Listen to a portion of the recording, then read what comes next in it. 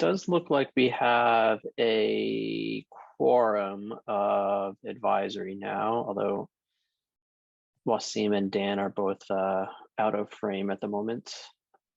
All right, so Dan dropped out, but Brendan came in, so we do have 5 now, actually, and Dan's coming back in. So we do have a quorum, so can I get a motion to call this meeting to order?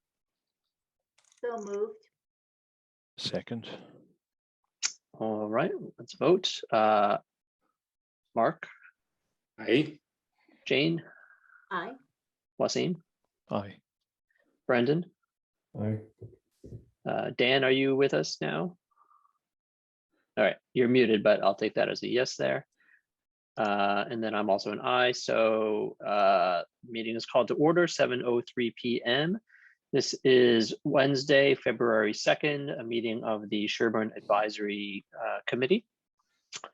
We have got myself, Mark Albers, Jane Matarazzo, Wasim Basley, Brendan Daly, and Dan Sickle on right now. I know that Peter Galatano is not going to be here, and then 6, 7, 8, and then we're just waiting on Steve Leahy and Natalie Weir is going to be late as well. But I'm going to begin with the reading of the agenda. First off, are there any additional topics that anybody wanted to add to the agenda? All right, hearing none, we then will have liaison reports, and then the current meeting, fiscal year 2023 budget discussions for the Planning Board, the Zoning Board of Appeals, the Veterans Commission, Historical Commission, the library, and then on the agenda is Select Board and Legal, but because the Select Board had to cancel their last meeting, they haven't actually discussed their budget, so the interim town administrator requested that we postpone the Select Board budget discussion until our next meeting, so we will not be discussing Select Board today. And then ARPA requests, and then previous meeting minutes. Does anybody have any questions or comments regarding the agenda? No, but Steve, would you like me to take minutes? Oh, yes, that would be super. Thank you. Okay. Thank you. I was 100% going to forget once again about asking someone to take minutes. Brendan's done it too many times. It's not Yes, fair. Brendan has done it way too many times. And okay, so first off, liaison reports. Does anybody have any liaison reports? Steve, I just throw in from the Regional School Committee meeting the other evening that the school systems are planning for the kids to go to not be mandated to wear masks, I believe starting March 7th, which was news to me and I think news to a bunch of people. And so I just wanted to share that with this group here. No action items for us to take here, but it was a interesting discussion, or I should actually say lack of discussion from the school committee about that, as they wouldn't take any public comments on it. But March 7th is the plan right now. Is that plan supported by the boards of health of the two towns? Yes, it seemed that both boards of health had representatives on, and Okay. they all seemed in favor. Okay. And is that the elementary school and middle school and high school, or is that just the region? Elementary school here in town, I believe actually Chickering may not have passed the state guidelines for the percentage of vaccinated population between students and staff. So I'm not sure that Chickering is going to non-mandated masks. Okay. All right. Thank you. Dan? I was just going to briefly share, it's not exactly a liaison report, but just to report back on something that's going on that I've been involved in and heard about that I think others might be interested in. So there's a proposal relating to ARPA funding. There was a select board discussion at the last select board meeting. It was a little bit, it was kind of an all over the map discussion. And Sam Nelson and I wrote up a short proposal for how one possible way the select board could go for allocating ARPA funding, and circulated that to Marion, to Jeff, a handful of other people. The big idea in that being to take ARPA funding, divide it up into two buckets. One bucket for signature projects, one bucket for more typical kinds of capital purchases. And given a conversation I had with Marion this evening, might possibly come up at the select board meeting tomorrow, but more likely will come up at the select board meeting on February 10th for discussion. If anybody's interested in seeing a copy of that, happy to send it around. I didn't want to just fill people's inboxes though, but so that's out there. It's kind of floating around, and just wanted to alert everyone to that. I should be super clear that the proposal was very clear that it was not coming from me as a member of advisory. It's not something we've talked about as a committee. It was just Sam and me putting something together and passing it along to a few people, and very clear that it was just our own personal views of one possible path for the select board. So I just wanted everybody to know that that's out there and circulating. And you might hear some conversation about it in the next couple of weeks. Thanks, Dan. I am very curious to see how that discussion with the select board goes, because it does seem like they don't agree amongst themselves as to what the plan should be. So I'm sort of feeling like we sit back and wait and see what they say, but you know, the proposals keep coming in. We have one to discuss today. So all right, any other liaison reports? In addition to the school one, since Steve didn't mention this, they did discuss version 2 of their budget last night, and a lot of savings, mostly from the health plans, savings in the health plan area, and some additional revenue because state reimbursements are higher than expected, projected to be higher than expected. So the bottom line is that, oh, and then they didn't factor this into version 2, but they said that they will also be applying $100,000 of E&D because they had extra transportation money in FY22, which it would otherwise be E&D. So they're going to take that 100,000 of extra money and put that toward the budget as well. So I did some quick calculations, and if they were correct, I think they actually might be a few $1,000s under our guidance, because they, at this point, because their overall salary increases, I think, were not quite 4%. They were something like 3.69%. And then if you look at the increases in the other areas, net of all the reductions they made, I think they're actually pretty much at guidance at this point. Great. Has anyone heard any discussion from the schools? This is whether it's from capital budget or the school committee people, as to what the plan with the roofs is? Because I know there's about 3 roofs that need replacing, and they've been pushing them off, and eventually they're going to hit. I just didn't know if FY23 was when the first roof was going to hit. It's this year. They're doing them this year, and they're going to use an IMA because I think Dover wants to pay in cash for their portion. So it's not complete full roofs. I forget what the total amount is, but it's something less than a complete roof replacement, because I guess they did testing that indicated they didn't need to do a complete replacement. Okay, so they're just doing one roof this year. I don't know, Brendan, Steve, do you remember? I thought it was more than one, actually, but I could be wrong. I know it's more than one, but I forget how many the total was, but I know it's more than one. See if I can pull it up. I might have I might have the numbers here, but and then they have some additional capital requests that they want to fund. I think they said there was an additional 300,000 or so that they want to fund through E&D, use of E&D.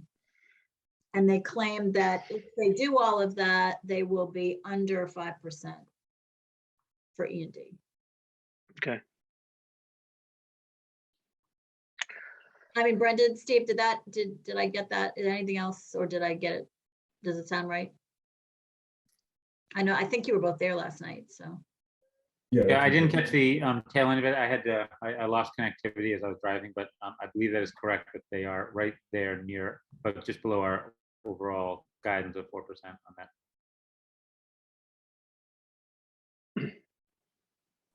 All right.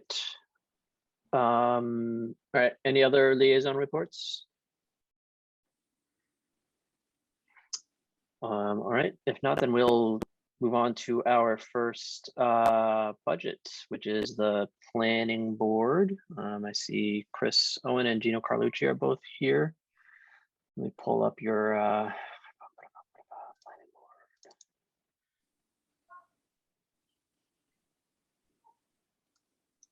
Let me share this on screen. May I say hi? Hello, hello. All right. Chris, before you start, can I just ask you a planning board question real quick? I heard that at your meeting yesterday that Pulte, I guess, officially has withdrawn from the Coolidge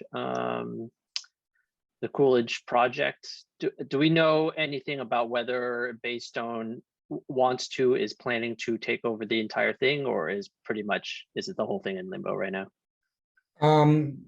I don't know what Baystone's intentions are. Gino might have a better sense, but right now Pulte's out. Gino, Yeah. are you there?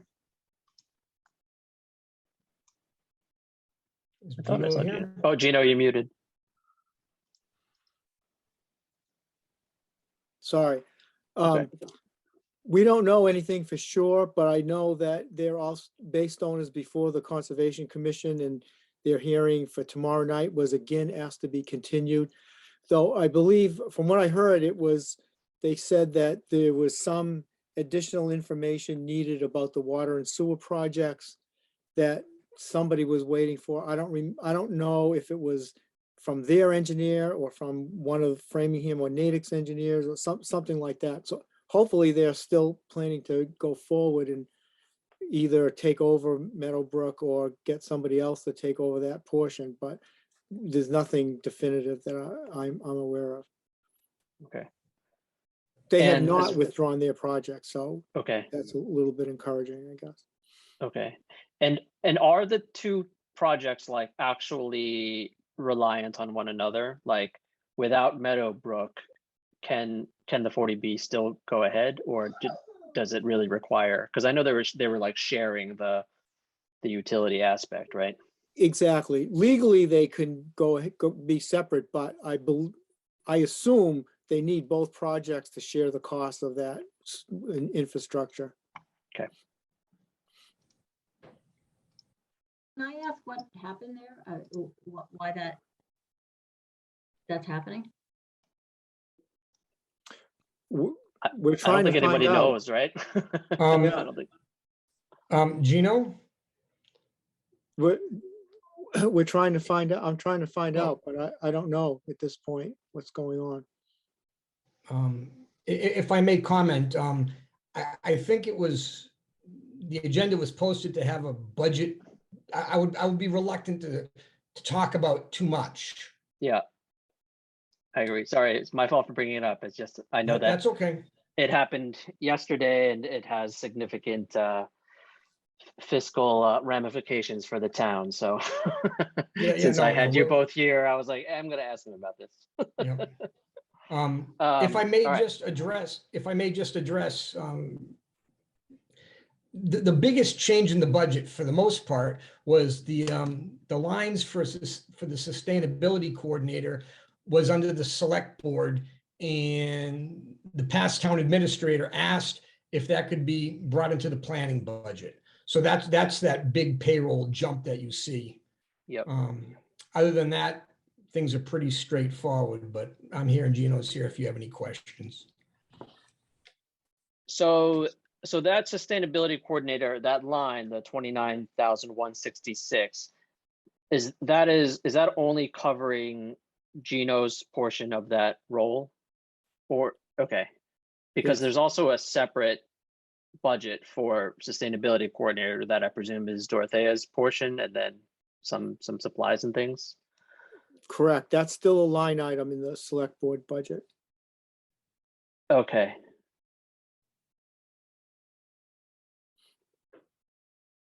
And Steve, if I may, I've asked the select board just to send the confirmation over to advisory, because one thing I didn't want is for us to put it in and for somehow there be a misunderstanding and them not take it out. So, Yeah, Oh. yeah.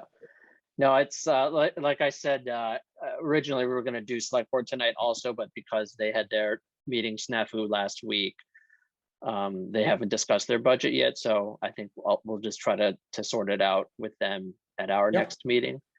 Yeah, I also realized I didn't actually schedule a meeting to discuss sustainability coordinator budget, presumably with Dorothea. I probably because in previous years it didn't exist as its own budget. So so I don't even know right now if it's officially a separate budget department or if it's still under select board, but I'll sort that out with the select board, unless Gino, unless you happen to know the answer to that. I believe it's a department under the select board. Okay. All right. Could somebody just remind me of the history of the grant? So there was a grant that covered some portion of the sustainability coordinator salary for a time, and now the grant is done. Is that what's the history there? There was an earmark from the legislature 2 years ago for 50,000, of which we split with Holliston, 25,000 each. And then a year ago, there was another earmark for Sherborn alone for 38,000, but now that's over. Okay, thanks.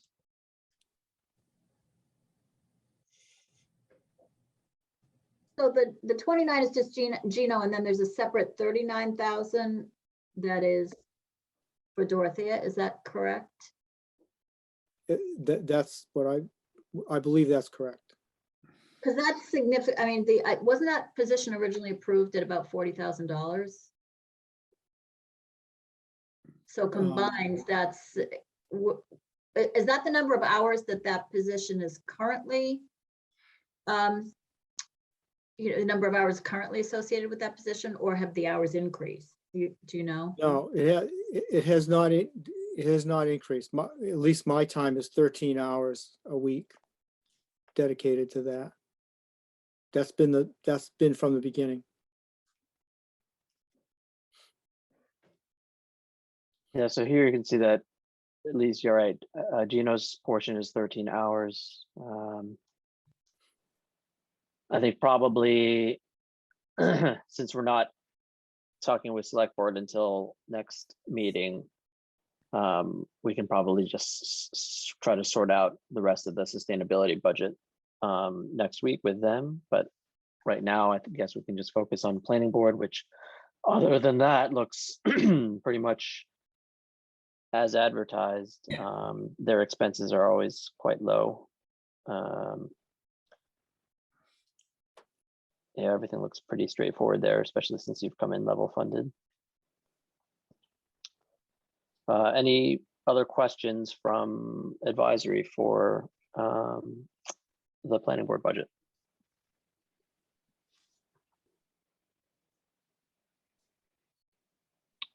All right, hearing none, then I think we're done with planning board. Thank you, Chris and Gino. Thank you very much. Have a nice evening. You too. All right. Next up, we have the ZBA. I believe Jeannie, are you discussing ZBA? Yep. All right, let's see here. Let me bring ZBA up.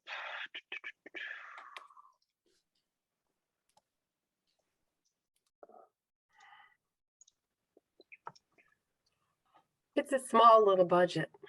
Yeah. It seems to have gone down. Well, we had several years ago, we had a couple of 40Bs going on and we hired somebody to do the minutes. That was $1,700, I believe we had in there. Yeah. And we lost that person. And since then, I'm doing the minutes. So, yeah, lucky me. Lucky you. You want to do our minutes too? No.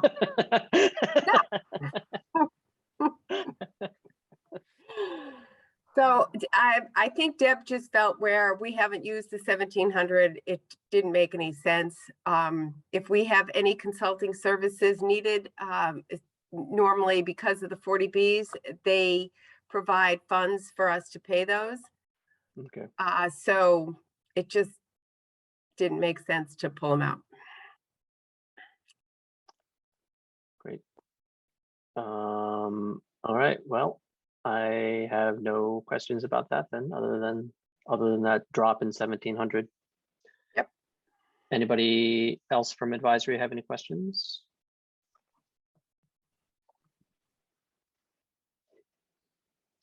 I think that's All a right. drop of, what is it, $1 per household per year? Thank you, Jeannie. There you go. It's My Everyone all gets a- donation. It's my donation to the good. town. Everyone gets some extra McDonald's hash browns or something. Yeah. Alrighty. All right, we're cruising right through here. Veterans, hopefully this is usually a quickie as well. Yes, I am here. Diana Hook, Veteran Hi, Services Agent. Welcome, and thank you for taking over the Veteran Services. Let me bring your budget on screen here. And it does appear you've taken Doug Brody's approach of being level funded every year, so. Well, yes, I met with Doug and we discussed the budget. Yeah, the major expenses being Veterans Day, which it was a much smaller event this year than in previous years. I'm hoping that COVID will continue to diminish and that we'll have be able to have a larger event next November. Memorial Day, I purchased flags and markers for all the graves and the cemeteries in town. And recently I spoke to starting on some plans for Memorial Day. And the budget also has some monies should an indigent or disabled veteran move into town. The town would need to upfront some of that money as what happened if you look at fiscal year 19, that vet veterans benefits, and then the town gets reimbursed 75% by the VA. Yep.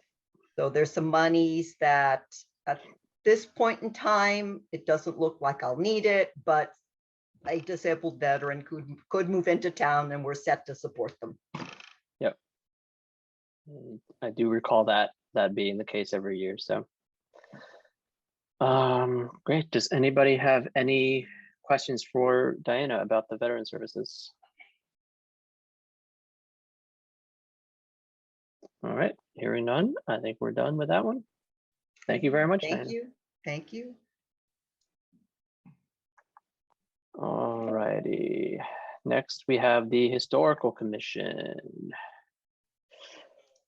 Let's see here. Historical.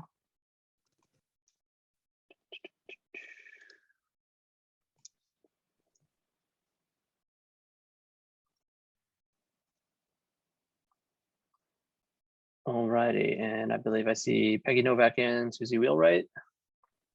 And Jean Goldfield, who is acting as our treasurer, and I think he's going to give you our little explanation.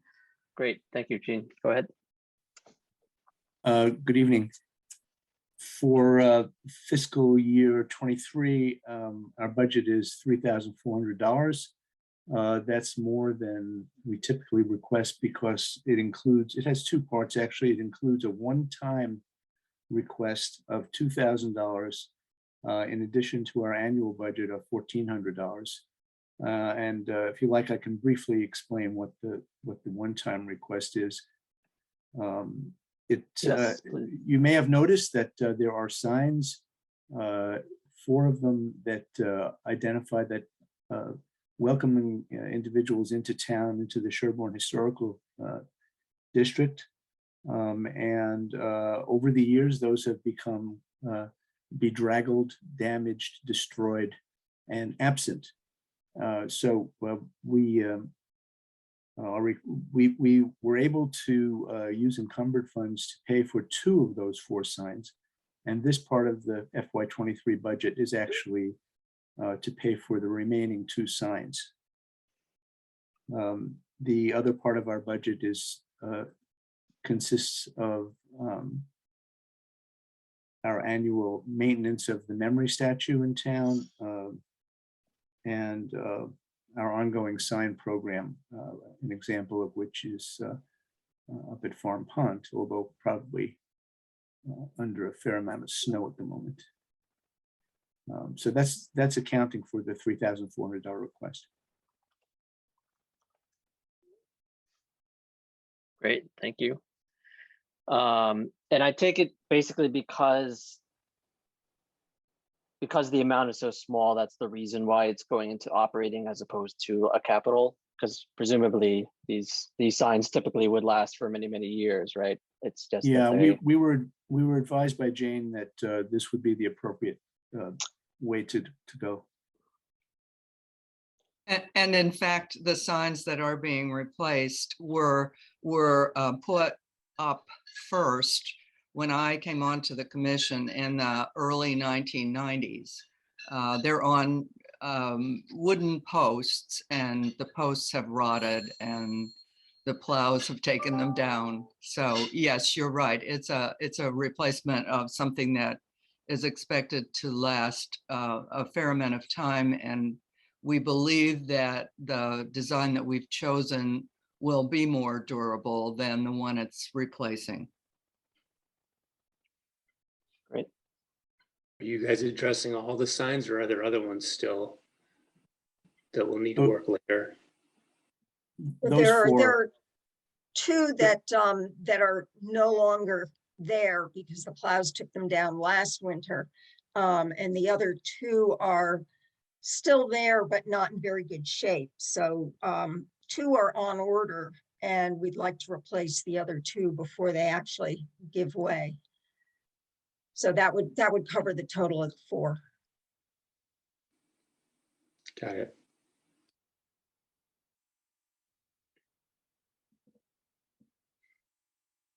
Great.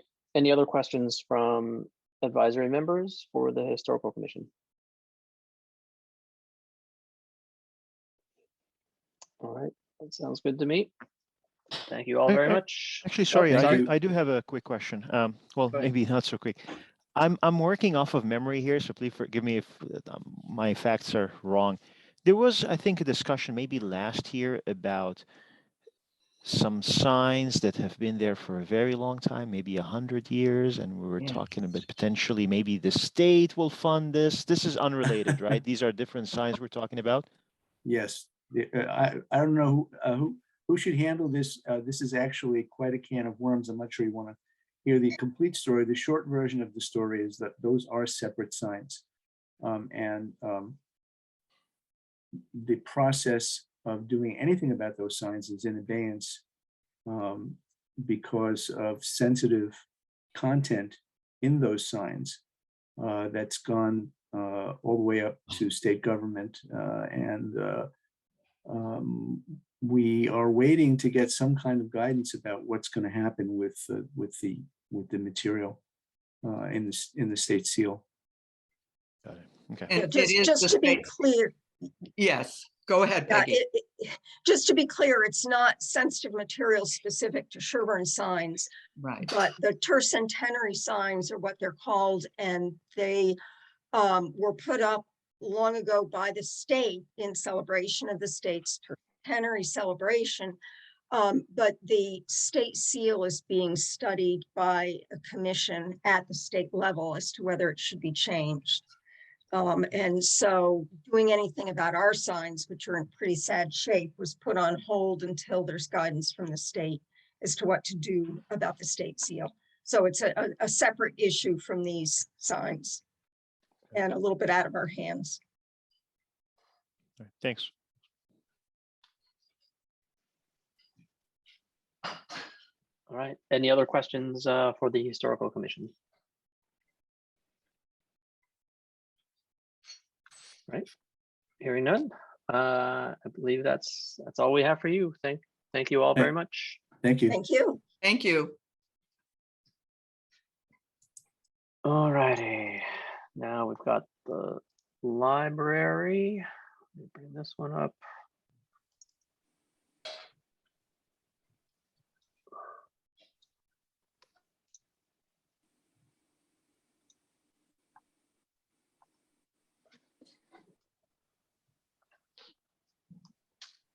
All right, and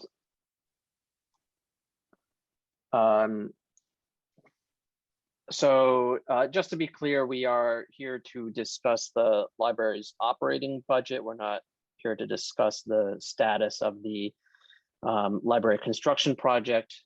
That said, I do know that we do have Brian Connolly and Elizabeth Johnston, and I'm presuming multiple members of library committee here. So if there are any updates that you wanted to publicly state regarding the library project, you are welcome to do so. I know that we were waiting on bids for ductwork. I didn't actually know whether that had been awarded yet or not.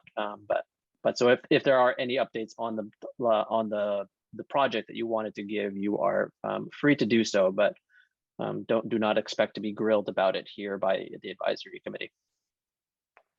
Well, this is Elizabeth Johnston, the library director speaking, and I would like to mention also that Frank Orlando is the treasurer of the library trustees, and he is present tonight. So it's Brian and Frank Orlando and myself. I didn't see anyone else on Zoom, so forgive me if I haven't mentioned you. The library's FY23 operating budget request is $582,798. So we have applied the 4% cost of living adjustment to all of the personnel. And we have, on the expense side, we have level funded except for the computer online services line item, which is part of a component for state standards that for certification in order for the library to receive state aid, grants, participation in the regional and reciprocal program, the construction grant, et cetera, that for our size community, 16% of our bottom line has to go into the development of our collection, meaning print, media, online services. So the combination of line 010-610-5585, which is library, books, films, etc., and 010-610-5342, which is library computer online services. Those two line items for a total of $93,348 make up the 16% component for our certification. And we have applied the difference, the proportionate difference, to the computer online services rather than to the print side. It's $1,051 that we're adding. We have seen, I mean, it seems like it's a funding formula for certification, which equalizes, our ability to share resources between communities and beyond.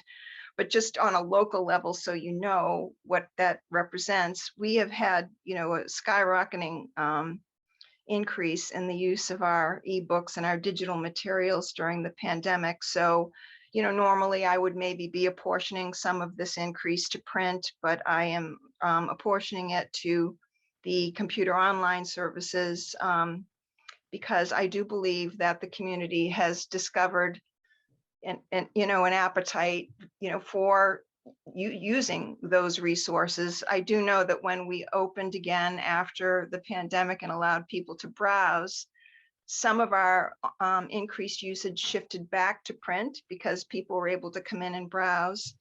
And I think that, it'll go back to normal when we're back in the library because like 80% of our collection is in storage.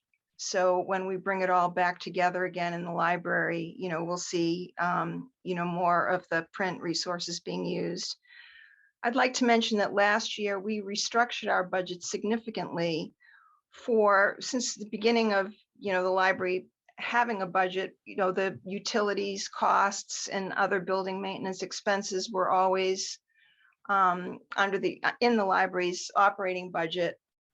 And I know that over time, the community has shifted from centralizing to decentralizing, and now there's kind of a centralized town buildings budget where the utilities and some building maintenance expenses reside in the town buildings budget, and yet the department heads are the ones doing the processing, paying the bills, keeping track of the budget, but they are not in the particular operating budget of the department. They're in the town buildings budget, and the library moved $30,084 to the town buildings budget last year, which was our electricity and our fuel expenses. We transferred those to the town buildings budget. So in our last year and now in our FY23 request, those two line items are at zero.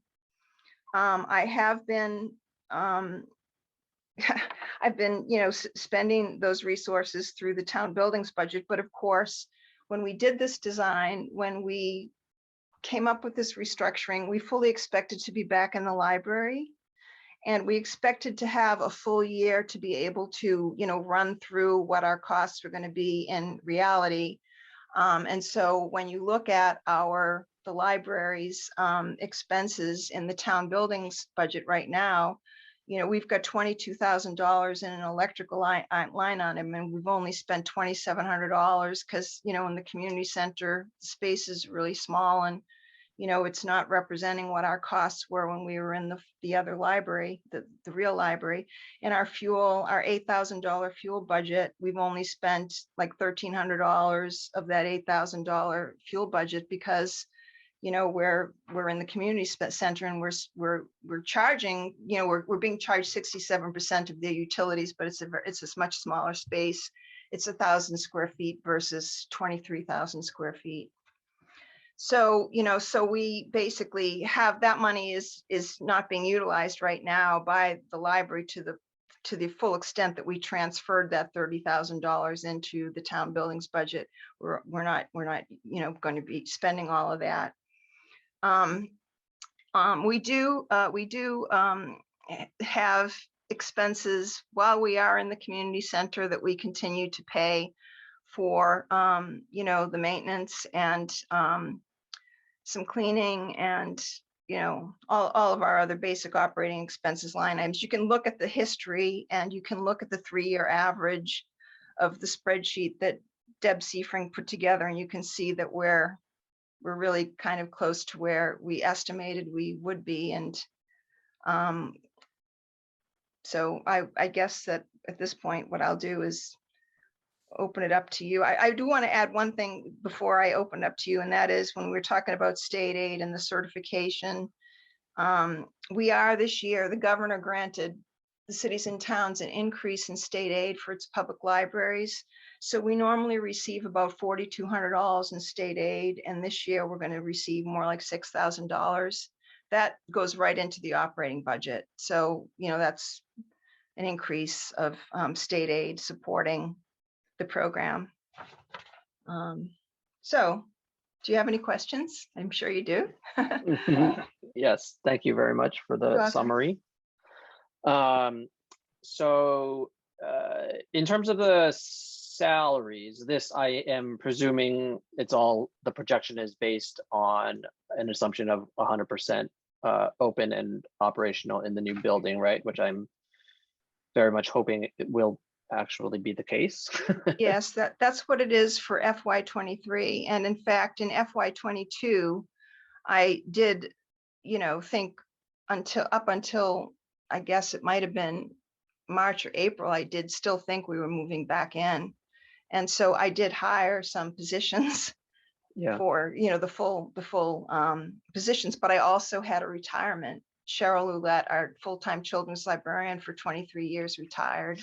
And I have not yet filled that position. Because I hired the other positions thinking we were going to move back in. When Cheryl retired, I said, well, I'll wait a while to see how long we can go and we do have someone covering her position. We promoted Maureen Hayes to youth services librarian, and so she has taken that over since I think the beginning of the summer, and that's been going well. So yeah, so yes, this does assume full staffing. And I know in previous years we reduced it going into the year because we knew that we were not going to be opening 3 months, 6 months, and then it turned out we weren't opening, period. But I feel really sure. Oh, I don't even want to say it. Don't say it. Gotta be going in this year. Yeah. Yes, I'm keeping my fingers crossed, but I truly do believe it as well. Regarding the library building maintenance equipment line 5240, what goes into that? Because I'm just kind of wondering why is that not something that went over to town buildings?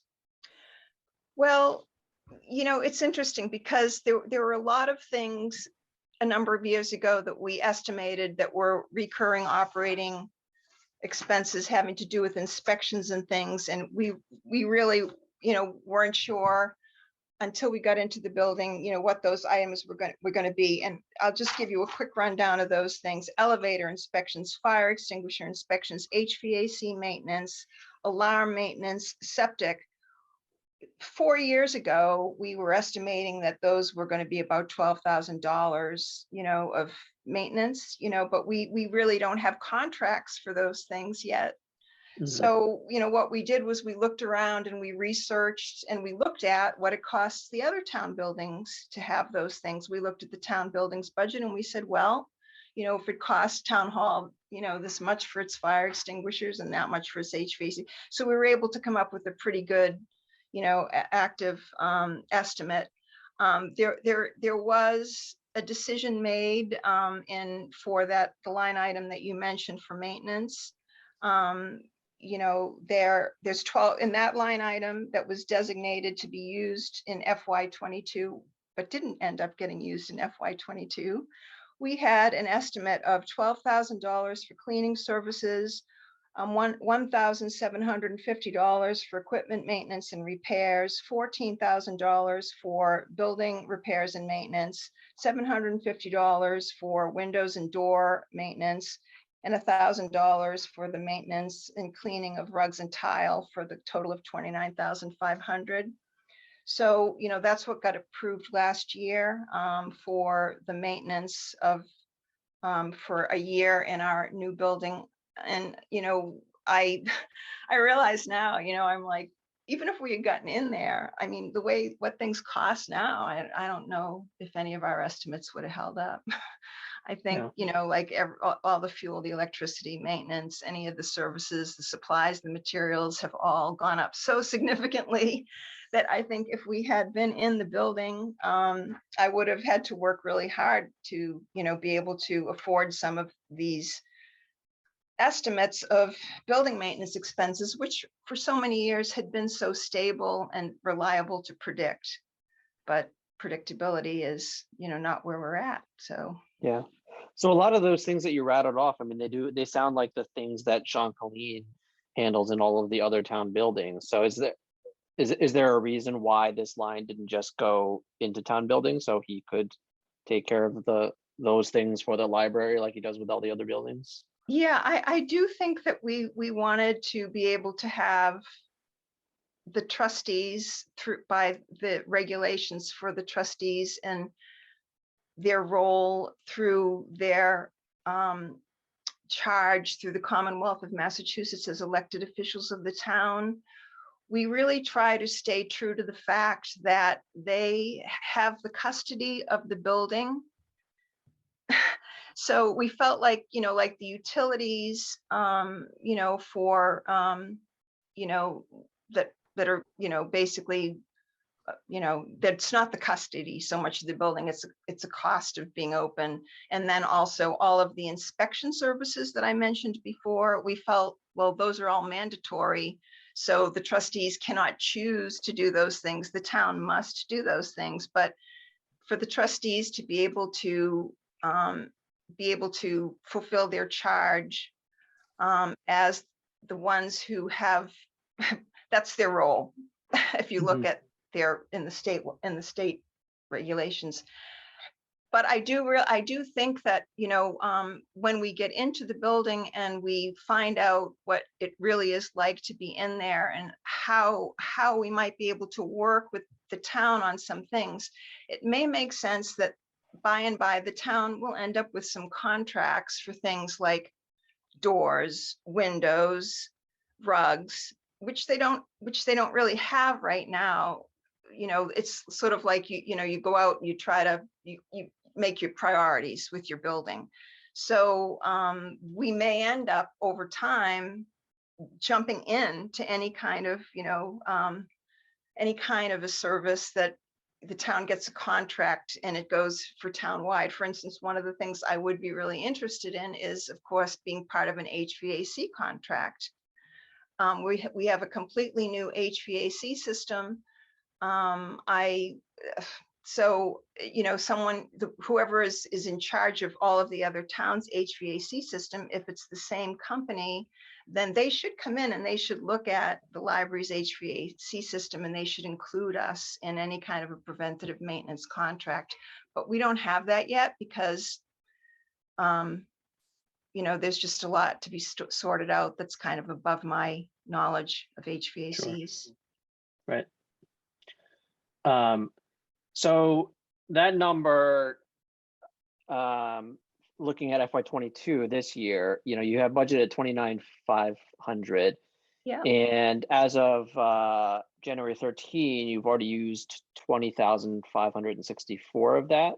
Right. So what is all of that, considering, you know, that right now the library is operating in the community center? So what's the 20,000 that's been spent so far this year?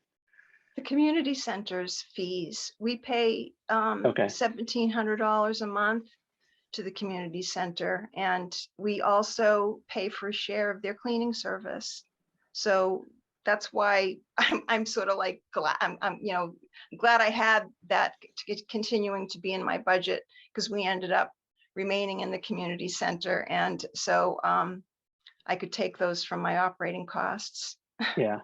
Okay, so we shouldn't look at that 20,564 and say that that has any real bearing on the 30,825 that you've budgeted, because they're going to be. I know. You're going to be spending it on totally different things, right? I know. I mean, normally one of the things that I do for my submission to the advisory committee is I kind of do a little analysis of all of the neighboring town libraries or comparable libraries' budgets, you know, to kind of give you some idea of what it costs to run a library. And I just didn't even do that this year, because it's just like what we're doing in the community center doesn't really, with the exception of personnel, it doesn't really bear any resemblance to, you know, what we're going to be when we're back in the library. But we have worked really hard to get some estimates together to get us going. And now, of course, you know, those were a few years old, and now costs have changed, and hopefully by the time we get back in there, you know, maybe things will normalize and we'll find out that we've prepared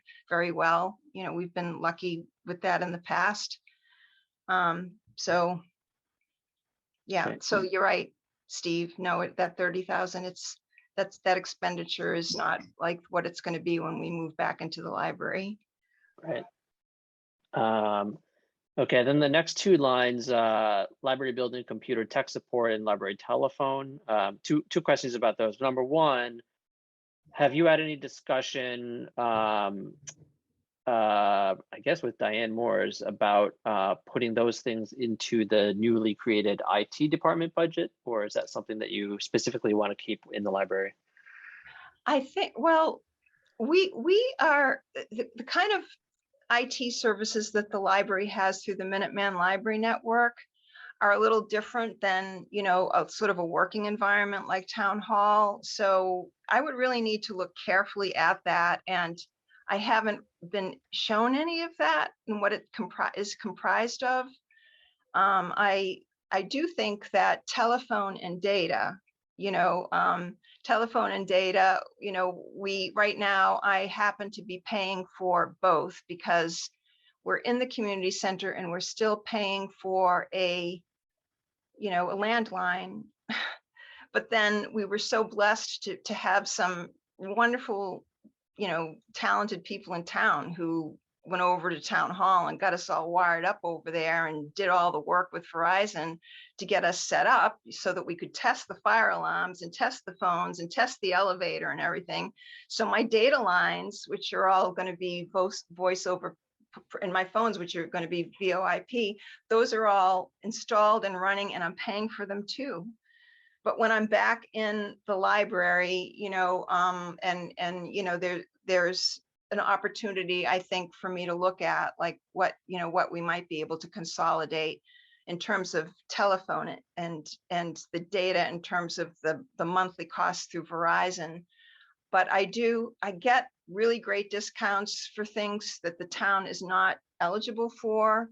And so I think, right now I feel like I kind of want to keep the IT stuff in my budget. And I know that this was discussed before. And I think even in terms of when you were talking about the town administrator's job description and for his oversight in terms of, the IT, the library and the schools weren't part of it because we just do different kinds of things with IT than the town offices do. So I leave it at that. I mean, that's as much as I know right now. Sure, that makes sense.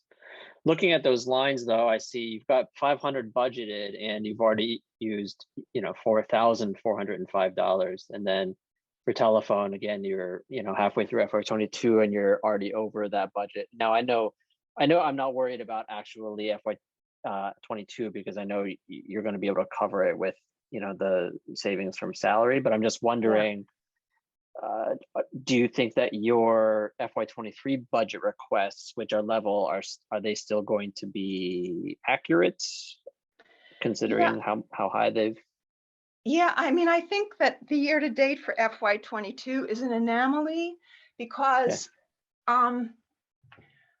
so we were putting off things thinking that we were going to be moving back into the new library and everything was going to come together for us. But this year, when we were on Windows 7, our computers were 20 years old and things were just like dying and obsolete.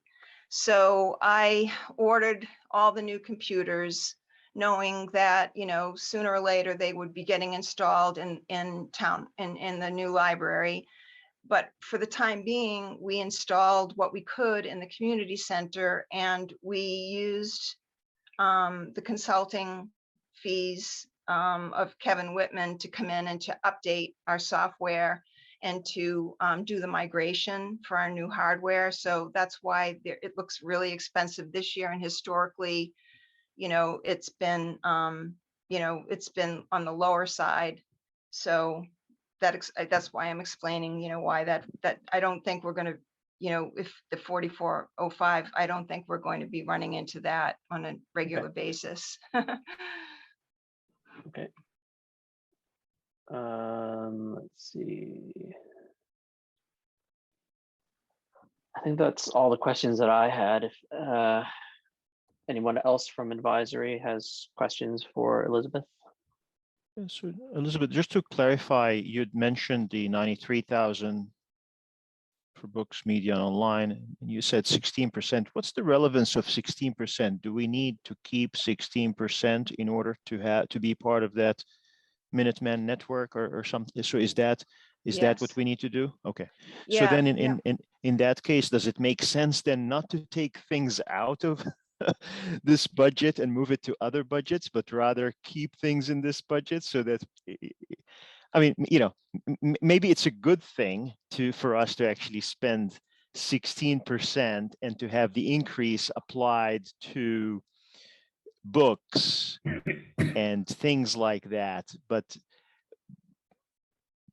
let's say if the need was not for an increase, but rather, let's say, for level, but we are increasing it because we moved some other items from this budget to maybe some other budget, are we not doing ourselves a favor then? Well, it's interesting because I've been very conscientious about that formula, and so I think that it's one of the reasons, why under the current circumstances where, we were moving into the new library and making a lot of changes and there were a lot of unknowns, that is why we decided to move the $30,000 out. Because if I had made the pitch to keep all the utilities in my budget, and I could have made that pitch because I was part of a consortium and I was getting a really good rate. And you might have thought it was a good idea had I pitched that. But by moving that more than $30,000, to another town department, it really kind of reduced the impact in advance of what it may cost us when we're in the new library.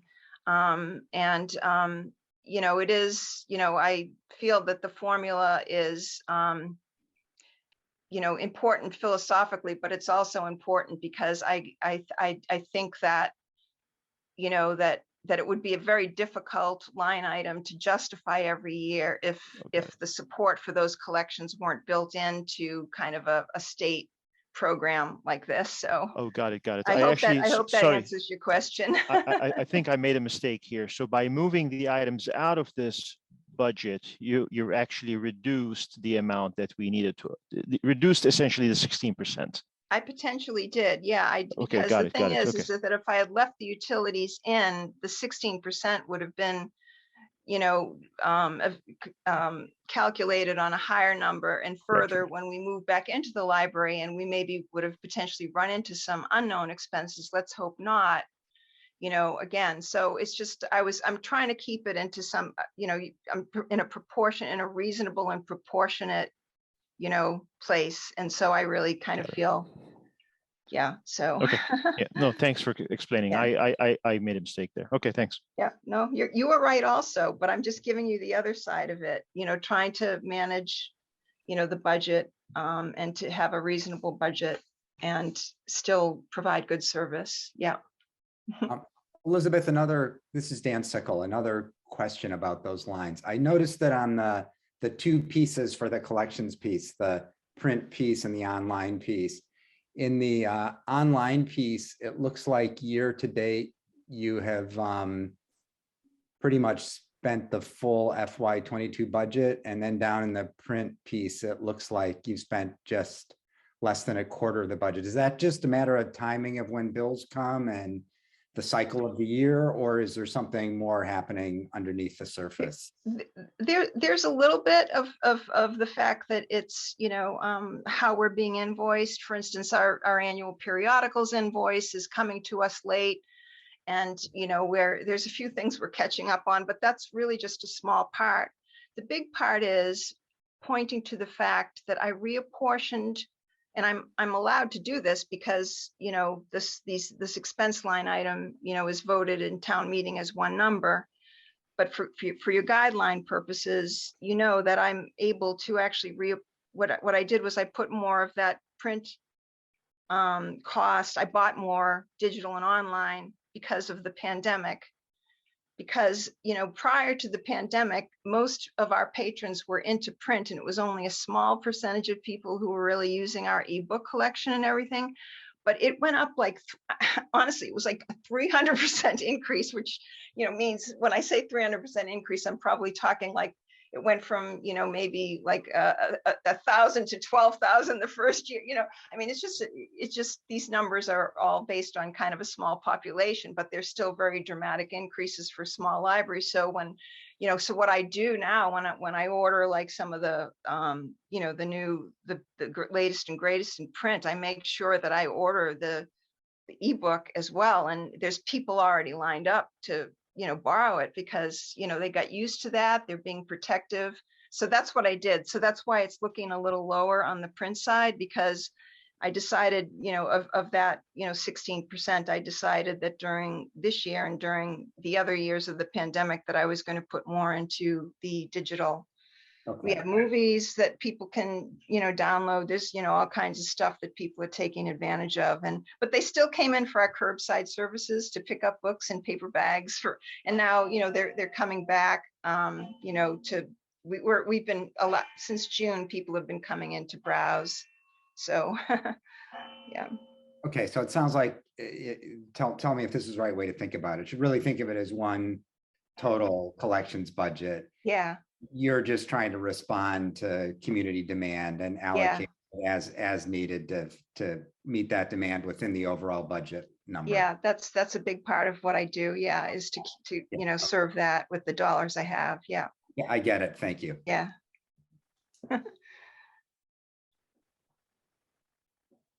Anyone else? Well, just to Go ahead. just refresh my memory, we did fund the library for a full year last year. Is that correct? So these are full year numbers Yeah. from FY22. Okay.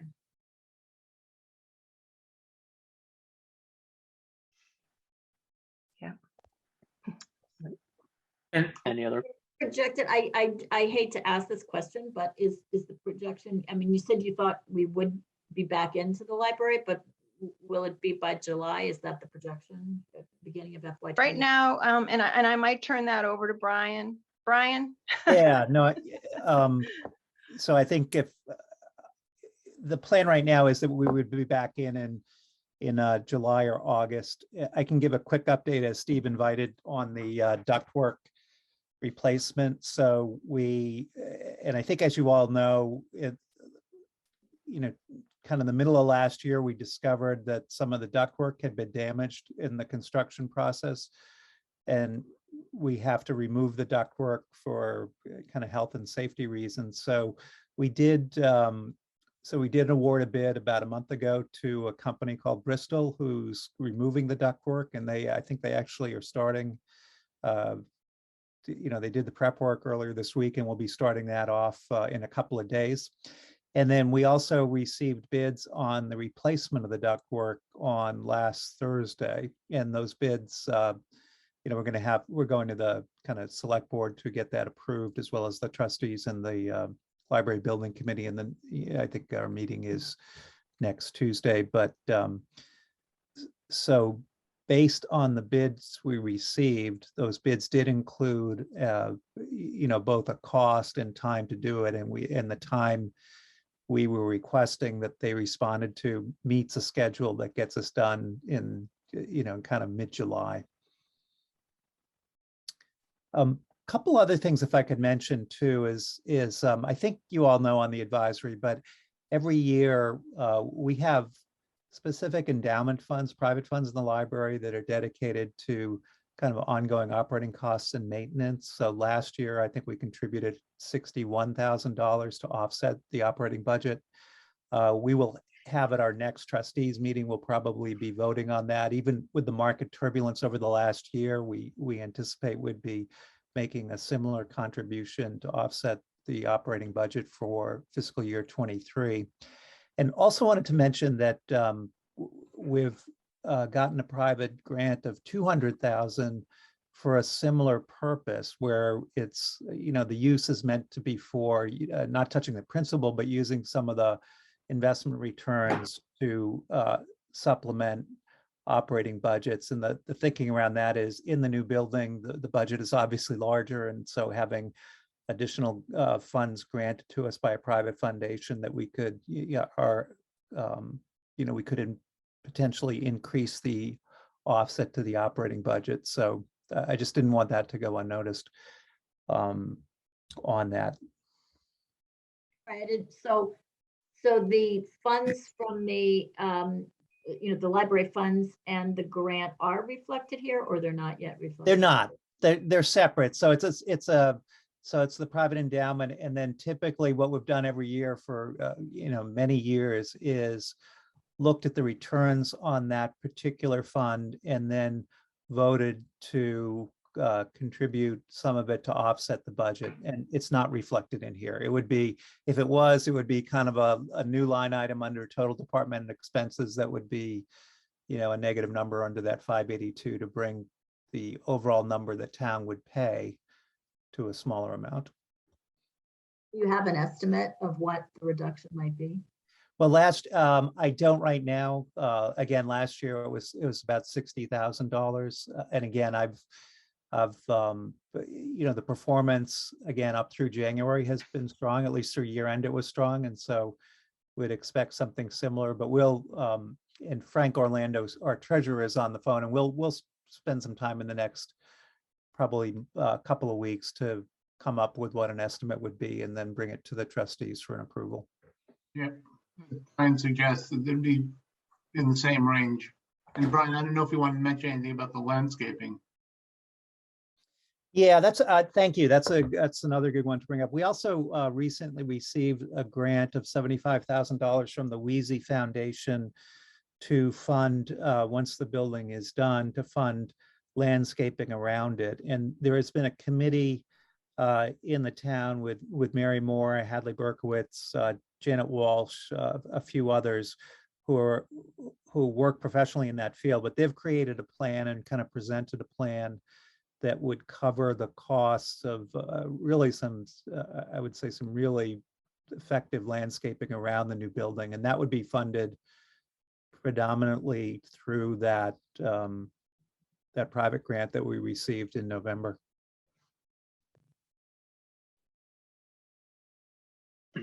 But that's also not reflected in the budget, though. It's not. No, that's all separate private grant money that would cover that. And the 60,000, perhaps roughly 60,000, that was just from the library funds. That did not include the private endowment. That's right. And so, do you have an estimate on the private endowment amount?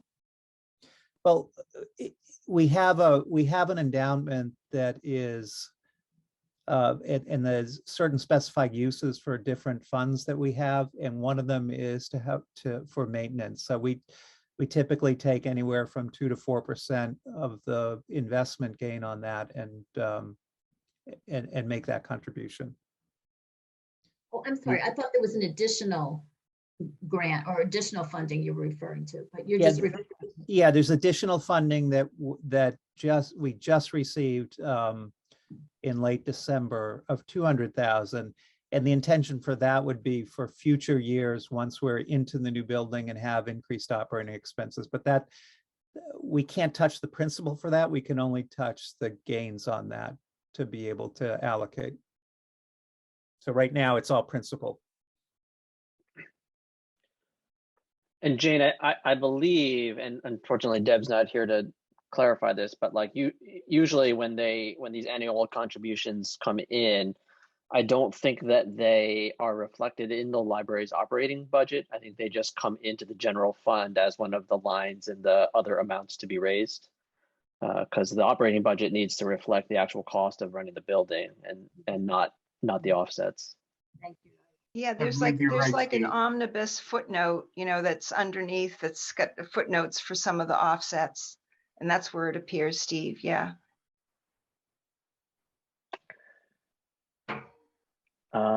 Great. Any other questions from advisory I suppose for either Elizabeth or Brian, but again, we should be focused on the operating budget here. Well, just Brian, when you mentioned mid-July, completion by mid-July, was that for the ductwork or was that for the whole project? That would be for the whole project. So the actual project itself is probably 90% complete, but we've paused and we have to get the ductwork out and then the new ductwork in, and then do kind of finishing touches and substantial completion. So that would be, we're expecting to be back in the building in kind of mid-July. Is there going to be a giant red ribbon and big novelty scissors? Yes, there will. We've got a subgroup of trustees working on the reopening plan. We had started and they've shelved it a bit, but now that we have the timing and the bids in on the ductwork removal and replacement, we're restarting that.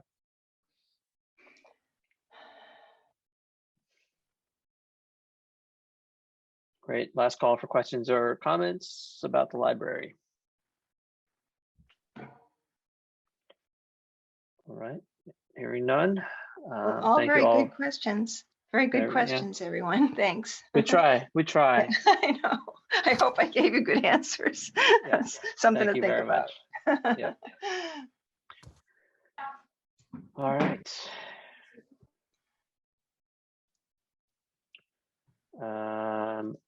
All right. So again, next on the agenda is select board legal, but we are postponing that till next week, most likely, hopefully. So we do have an ARPA request. Let me see here. Let me bring this up. Oh shoot! Did I send this around to everybody? Darn it! All right, we're gonna be winging it. All right, let me see here. Bring it up on. Jeannie, are you here? I think Jeannie was. I am. All right, let me. So I've got these two sheets. One is the ARPA request sheet, and then there was the other one that was from Water Resource Services, the letter to Tom Trainer. Which one of these should I put on screen? I think you could probably just put the fund request. Okay. This really started with the Farm Pond Advisory Committee. Sherborn doesn't have a watershed plan for Farm Pond, and without it, we're not eligible for certain grants for the maintenance of the health of the pond. As it says in the fund request form, with the 319 grant, we could get work with redesigning and a new walkway path from the top down to the beach. As everybody knows, when it rains, the erosion at the beach has gotten severely, it's really gotten bad. We've spent about almost $3,000 putting erosion control in this winter to keep it from eroding into the pond. They also want to possibly go for a grant to replace the septic system that's there, to maybe possibly redesign the boat ramp. But without this watershed plan, we can't apply for these grants. So this has come from the state, and that's what we're asking to use ARPA funds for. So do you know the grants that you would subsequently be eligible for? Do you know how much the grants would be for, the ones that you've already got identified that you want to apply? Like would they be more than the 44,000 that we're spending on this? Oh, definitely. Okay. Last year, there were grants that were issued by the state, but because we didn't have a watershed plan, we couldn't apply for them. And they were in the, you could have gotten up to $100,000 for a grant. Okay. Jeannie, what does the 44K cover, and who does the money go to? What it basically does is that if I had sent Stephen this, basically it's a quote on what it would cover. It would it would cover, I'm trying to think now, I'm looking over it. If I would have gotten the Farm Pond Advisory Committee on tonight if I had known specifically you were going to talk about it. This is my fault. But it basically, it does the watershed assessment, a sediment assessment, the nutrients in the pond, groundwater loading analysis, if there's any plankton in there, what kind it is, and a management plan to take care of the pond going forward. I mean, the pond is basically, it could someday be a water resource for the town. So it's not just something that people go swimming in and it looks really pretty. The health of the pond is very important. Is it a one-time thing, or is it a? This would be a one-time, it would be a one-time thing, Okay. the plan. And I just sent that quote to everybody. I just emailed out that quote to everyone in advisory, so you guys should have it now. And I apologize for not forwarding that to you before the meeting. I mean, this is something I can come back with the Farm Pond Advisory, and they're certainly much more knowledgeable than I am. I guess my main question is the timing. Is is there a deadline for applying for these 319 grants? The ones last year happened, I believe it was late spring. So And if we might approve not this be now, something that we would be able to apply for this year. I don't know how Yeah. long this takes to get Yeah. this watershed plan in place. So here's my thinking is that this certainly seems like a smart use of money, right, for the town, especially because it's doing a thing that causes us to be eligible to get back even more money than we're spending, right? That's one of those things that's kind of a no-brainer. So that's certainly like, I see no reason not to approve this in a vacuum. Now, on the other hand, we are in this situation where I think a lot of people are generally on edge about the lack of an overall plan for the ARPA money, and the select board is discussing what they want to do about it. And I believe that at last week's meeting, they were poised to do something about it, and then the meeting had to get canceled. So we're still in this sort of limbo where the select board hasn't actually decided what the overarching strategy for the ARPA funds is going to be.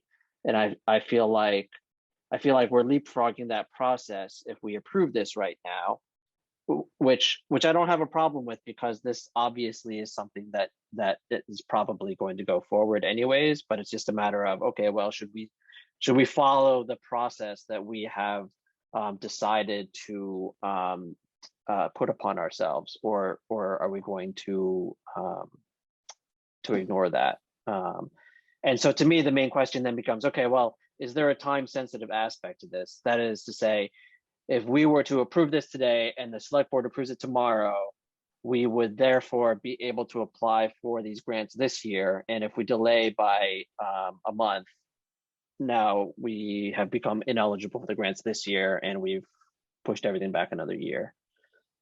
So is that the situation? Oh, sorry. Tom Trainer's on, which. Tom, please go ahead. Get Tom up there. Thank you, Steve, and thank you, Jeannie, for doing a very good job explaining a complex project. To answer your question, just coming up, Steve, the project that consultant, who's very well regarded, is going to take essentially the summer season to conduct, and so that the town wouldn't get a report probably till next fall, making it poised to apply for 319 grants a year from now, if that helps. Yes, that does help. Tom, Great. Another question. Are those 319 grants something that the state will fund again next year? First, I guess that's question first. And then if you apply for them, what's the odds that you actually get the grants? They are competitive. No question. There's a lot of ponds like ours that are starting to suffer from climate change and a number of other factors. So they are competitive, but I'm sorry, what was the first question? Those 319 grants, are they funded consistently by the state every year? They're partially also funded by the federal government. So the state allocates, the legislature allocates different amounts, different years. Tens, if not hundreds of millions of dollars a year. But it changes year by year. So do you have a gut feeling, just based on your experience, as to whether we would be successful in this, or are we just sort of throwing it out there? I think we, seeing what other kind of projects have been funded, I think we have, better than even chance would be my guesstimate. And sometimes, some towns have had to, reapply 2 years, 3 years, in a row to finally get funded.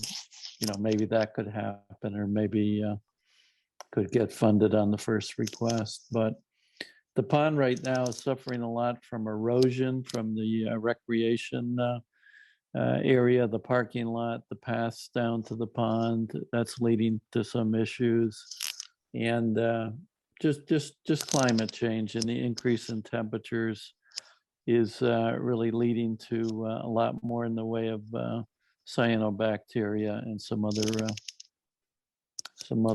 negative issues.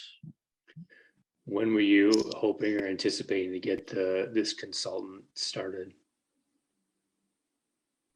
That would be, by the way, I'm not on the Farm Pond Advisory Committee. I used to be, and I continue to help the committee and do water testing there monthly.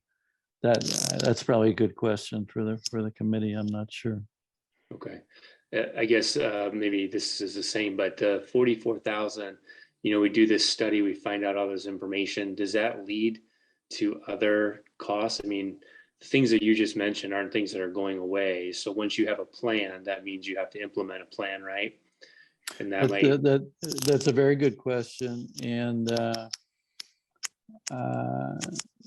given what I know about the pond and what other ponds are doing, one big challenge the pond has is what's called internal nutrient load, which is essentially all the nutrients that are now sitting at the bottom of the pond getting stirred up. There are some common mitigation measures that the consultant might recommend, and most of them are expensive, and that would be a future decision from the plan, whether to potentially apply to a 319 grant to do a phosphorus treatment or something. Yeah. Maybe following up, it sounds like this study, the result of this study, if we do find, well, whatever we find with this study, we may be able to apply for grants to help with the management of whatever the recommendations are from this study. Did I hear that correctly? Yeah, that's correct. And I just mentioned phosphorus treatment. The estimates for phosphorus treatment at this pond is probably about $100,000 project. And other obvious needs are stormwater management, realignment, more natural trapping of stormwater from the parking lot and the boat ramp, and all the impervious surfaces like the paths that are going down at a very steep grade. If you've ever had to walk down those paths down to the beach, that's eroding the beach and eroding the soil into the pond, bringing nutrients. So those type of projects might be recommended from a study. And will this also include anything on the private property surrounding Farm Pond, or this is only for the impervious surfaces that are essentially the towns, that recreation area? I think the consultant, as I understand it, would look at the total watershed that surrounds the pond and try to determine where the biggest sources of erosion are. Myself and others, we've all kayaked around the pond, and I think the town reservation is by far the biggest source of erosion. But certainly other measures, Jeannie mentioned installation of a real Title V system at the bathhouse, could also help reduce migration and nutrients into the pond. Over the years, we're lucky a lot of the properties on the pond have sold and have replaced older septics with Title V systems. But that's another thing that the consultant would try to calculate what the estimates are from phosphorus from all those sources. Thanks. I guess so. I guess my main question then still just kind of comes back to the timing. I mean, based on the timeline, Tom, that you sketched out, I guess it doesn't seem to me, and you can correct me if I'm wrong, but it doesn't seem to me that there is a particular material advantage to the town for approving this request in February as opposed to March or April. The closer you get to ice off in the pond, which our pond is usually late March, the harder it's going to find a consultant to do this work because they're all going to be booked up. I see. And essentially they need the spring, summer, fall to gather the data and do all the work that's laid out in that plan. So Yeah. you're always going to be a year behind a 319 grant until you have that watershed-based plan filed with the state. Well, I guess I open up to the rest of advisory. How do you guys feel about this? So I think we discussed this from a cost perspective, but I mean, Farm Pond is a treasure, both in terms of recreation as well as, Jeannie, you mentioned this is potential water source for the town in the future. So maintaining it is we can't look at this only from a cost perspective, right? So this is a natural resource that needs to be protected. But I mean, I guess your question, Steve, is, should we follow the process, right? Figure out first, wait for a process of how to use the ARPA money, or should we approve now? I don't have an opinion, but I think this is important to do. And are you confident that the process is going to be, settled in a month?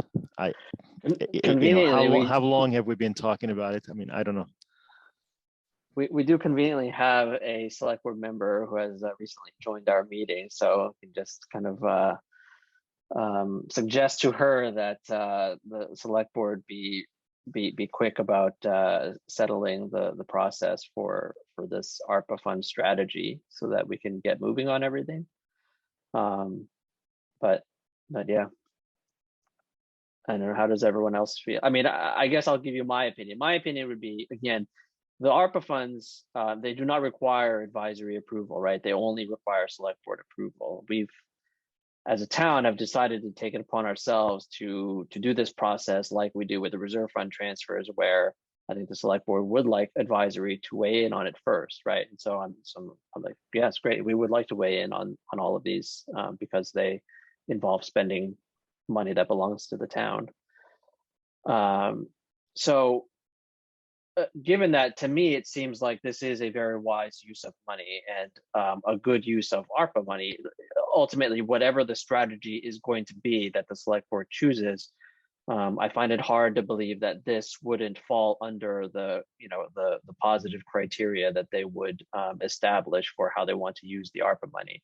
So I would be okay with just saying, hey, why don't we just vote on it today and approve it, essentially. And then the select board, whenever they decide how they want to move forward with their ARPA strategy, can approve this whenever they see fit. So that's probably the position that I'm in right now. But again, it feels like we keep saying that we need a process, and we don't have a process, and yet again the requests keep coming in, and it leaves us kind of scratching our heads as to, well, what are we supposed to do with each request? And we don't want to quote unquote fritter away our ARPA money, but yet that's what we'll continue doing. But this seems like one where it's pretty clear that this is something that we should do. So, Steve, I agree with what you just said about this being a project that seems like an important project. Farm Pond is a treasure for the town. Whatever process is established seems, as you suggested, that this is likely to be approved. Marion may want to jump in here, but my understanding is that the select board, probably not tomorrow night, but a week from tomorrow night, is going to have another conversation about the ARPA strategy. And my guess would be at the end of that meeting, it will either be clear that there's a strategy in place or that there isn't a strategy in place. And if there is a strategy in place, then that might be a natural time to jump back to this. And if there is not a strategy in place, then we're back in the world you described of just taking these one-off proposals as they come in and offering an opinion to some advice to the select board. So I think I'd be inclined to maybe wait the week and a half or 2 weeks, but as you said, Steve, I mean, it does seem like this is a project, at least in my mind, that would make sense to use ARPA funding for ultimately.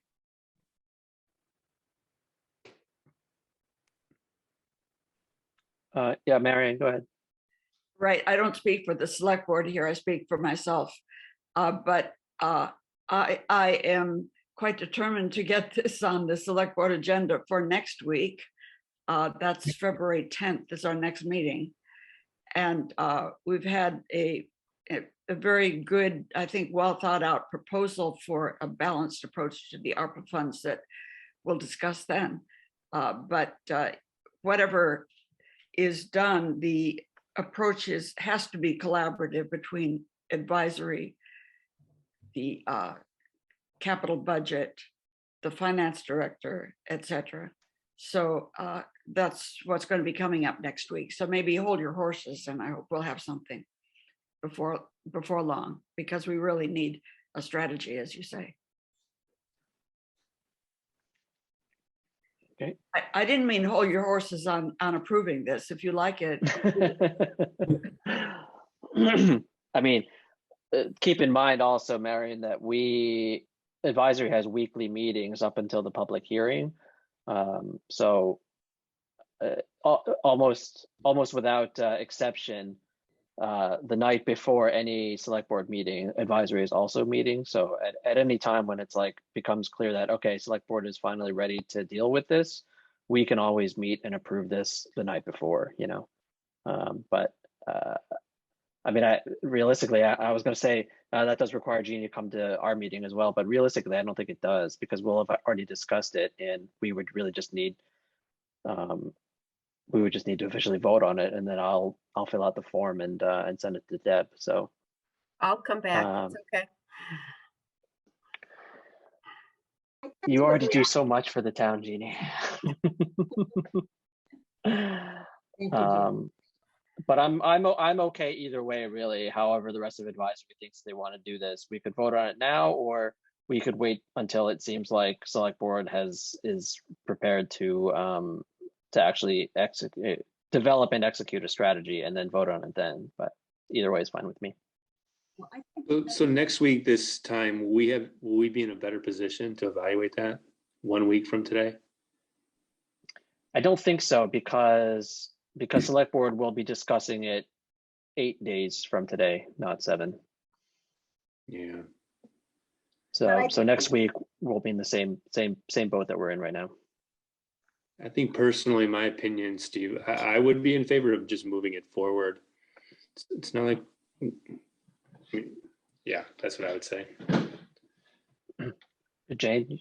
Well, I support this project, but I think that if we want to send a message to the select board that we really think it's important that there be a process, I think withholding a vote on this at this point might be the best way to do that. So I guess I would suggest that we wait as a way of sending a message to the select board that we would really like them to move along on this. Yeah, but I would hate to send a message at the expense somehow of this project or bringing this consultant in and setting it back. You know what I mean?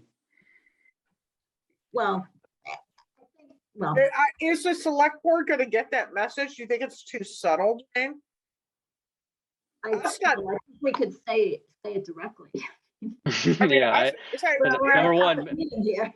yeah, number one, Marion is here. Number two, I have no problem telling Eric and Jeff exactly what we said. So I don't either. I'm saying it right now in a public meeting, but I think it's maybe a little too subtle.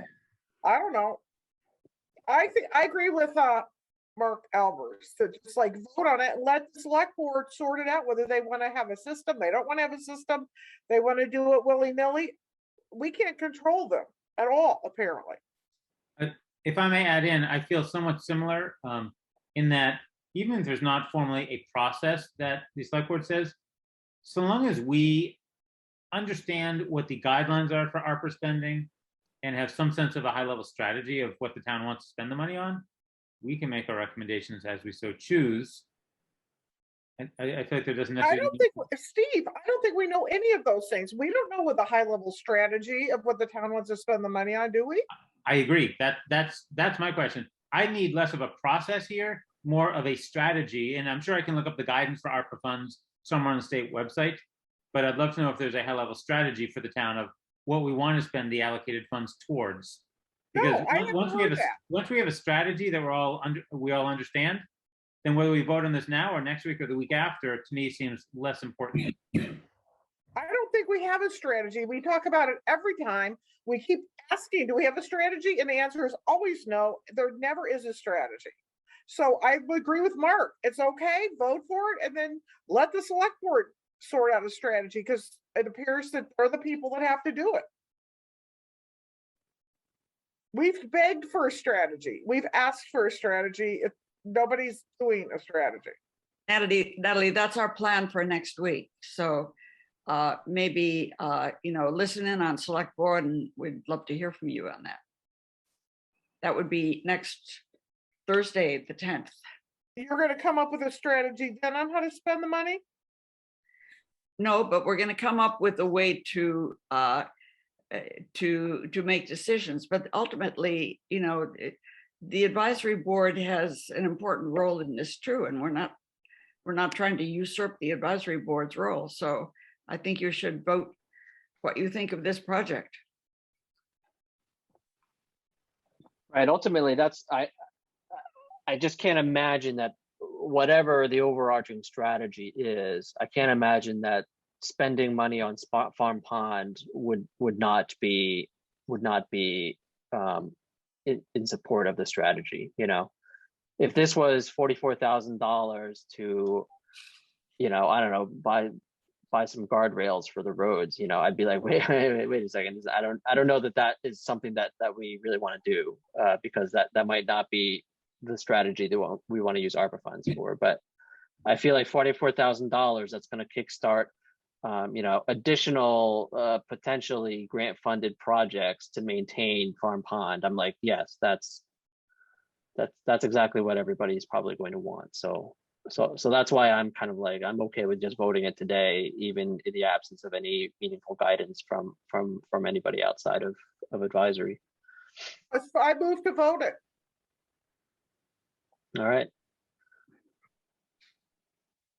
All right, we have a motion and a second to vote on this proposal. All right, I guess I'm just gonna do a roll call and just ask you if you're voting yes or no on this proposal. Mark? Yes. Jane? Yes.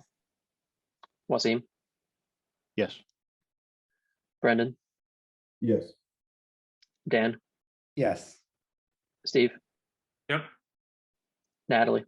Yes. And I'm also yes. All right, so that's 8-0. I will fill this out and send it to Deb.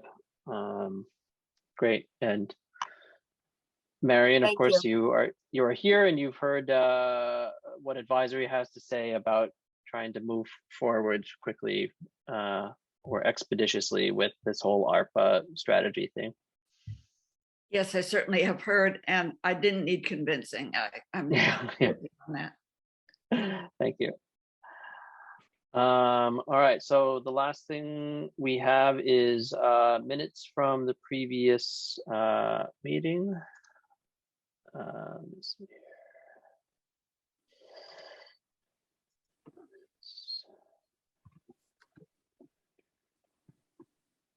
12? No.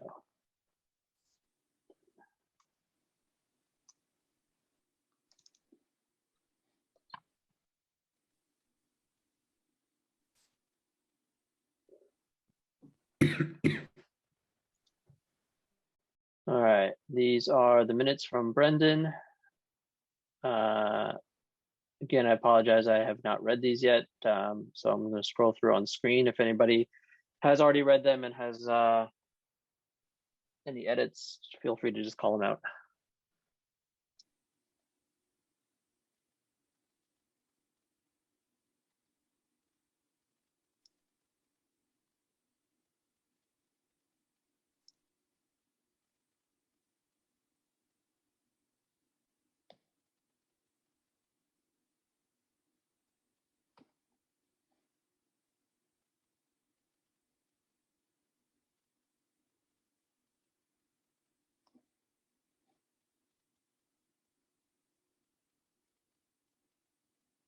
All right, looks good to me. Any edits from anybody? All right, can I get a motion to approve the minutes of the advisory committee meeting of January 26, 2022 as shown on screen? So moved.